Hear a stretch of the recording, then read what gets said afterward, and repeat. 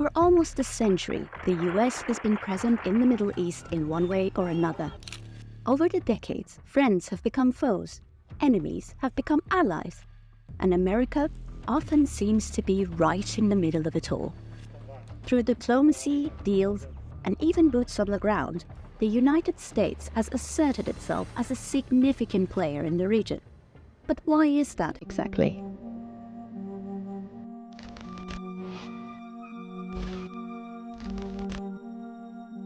The Middle East is a resource-rich region spanning Western Asia and Northern Africa.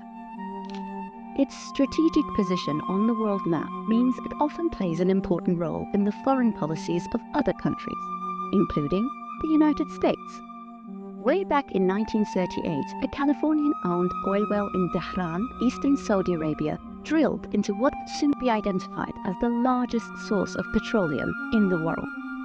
Oil has become the cornerstone of the global economy, and that meant a huge strategic importance. By 1945, the Americans had built an airfield in Tehran, the first US base on Middle Eastern soil.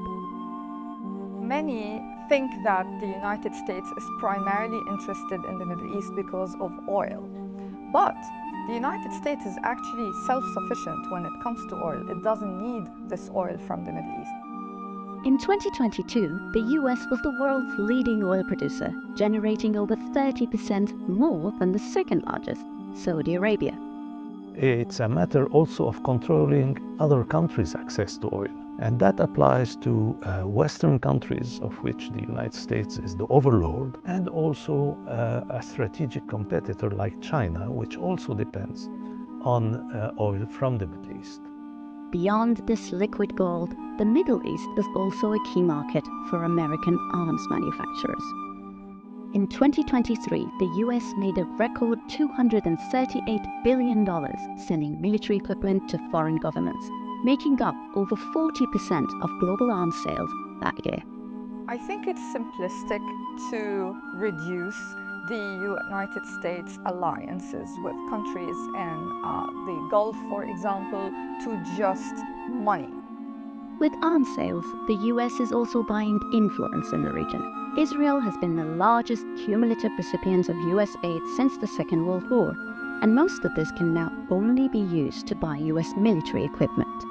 These alliances are about strategic power. To really influence this location, the US needs friends. Allies of the United States in the Middle East have ebbed and flowed over the decades. Some allegiances are more formal than others. For example, Turkey is a NATO member, so in theory, the US must defend it if it's ever attacked. Other allies have sprung out of power struggles in the region. The Middle East was a major theater of the Cold War in the confrontation between the United States and the Soviet Union. Russia has intervened significantly in the Middle East in the 21st century and maintains a military presence in conflict zones such as Syria. Russia acquired the reputation of a country upon which you can rely if you have any kind of despotic regime. Any withdrawal of the United States creates a vacuum that is filled by the other contending powers, in that case, Russia. I come to Israel with a single message. You're not alone. America's commitment to Israel is unparalleled and has been since the state's creation in 1948. The US feels a sense of responsibility towards the state of Israel, and that is to do, of course, with the consequences and the scenarios that happened during World War II. In fact, President Harry Truman was the first to recognize Israel as a legitimate Jewish state only 11 minutes after the new nation was proclaimed. The US feels that it has a right to protect the Jewish people who had been promised that they would have a homeland in the Middle East. American presidents have also continually spoken of the shared values between the US and Israel when discussing their so-called special relationship. But the union is not just ideological. The US has been a key player in the peace process between Israel and the Palestinians since the early 90s. And despite the dramatic ups and downs, any future settlement will very likely be sponsored by the United States. Let us now reward. But it's not just Israel and Saudi Arabia. Today, the US also enjoys close ties with countries such as Qatar, Bahrain, and Egypt. It might be difficult to imagine, but in the mid-20th century, the US considered Iran to be one of its closest allies in the region, aside from a CIA-orchestrated coup which ousted Iran's first democratically elected leader, Mohammad Mossadegh, in 1953. The role that the United States played in overthrowing democratically elected governments to fight anything left-wing nationalism, Soviet influence, communist parties, all this had a huge impact on the future, not only of the Middle East, but of the world. But since 1979, when Iran became an Islamic republic following a bloody revolution, the two states have been fierce enemies. Iran has emerged as the major challenger of the United States and its hegemony in the region. However, the picture is more complicated than that.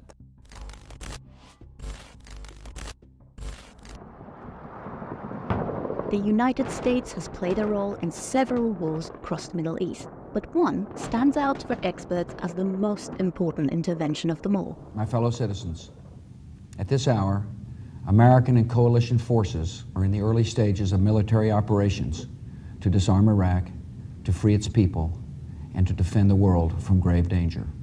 If we look back at the history of US interventions in the Middle East, I would pick the invasion of Iraq in 2003 that the US led with the UK as the most significant in modern times. Following the deadliest attack in American history in 2001, the United States declared a global war on terror. Our war on terror and focused its sights on the Middle East. Begins with Al-Qaeda, but it does not end there. President Bush claimed the military action in Iraq was to find so-called weapons of mass destruction, combat terrorist organizations like Al-Qaeda, and free the Iraqi people from Saddam Hussein's authoritarian regime. However, Al-Qaeda, the group behind the September 11 attacks, had no affiliation with Iraq and were actually based in Afghanistan. And it was never proven that there were weapons of mass destruction in Iraq. The occupation of Iraq was a terrible fiasco. During the height of the occupation in 2007, there were almost 250,000 US troops deployed in the region. One of the major consequences of the invasion of Iraq of 2003 is that it unleashed terrorist groups like Al-Qaeda, not just in Iraq, but also more widely in the region. Just 3 years after withdrawing from Iraq, the US returned, leading a coalition to combat the self-styled Islamic State group, which emerged from the instability following the US invasion. However, in recent years, there has been limited appetite among American citizens to have boots on the ground in the Middle East. And that's why the United States has been mostly now developing its remote warfare means. A huge resort to drones, missiles, and the rest.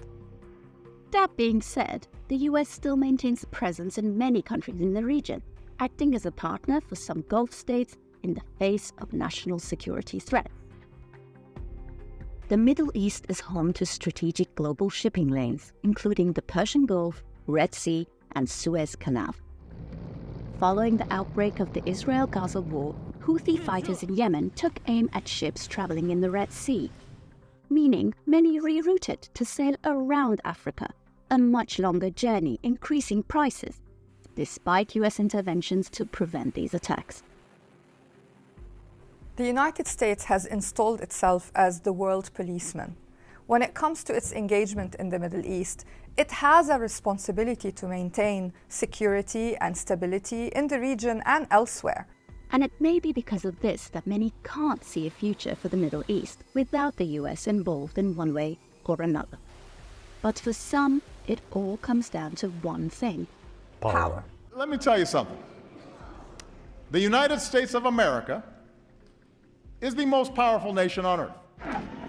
The whole global system since the 20th century, and especially after the Second World War, was one in which the United States tried to secure a dominant position. It is impossible to imagine a future for the Middle East without a role for the United States. The United States has a responsibility to contribute to stability and security in the world.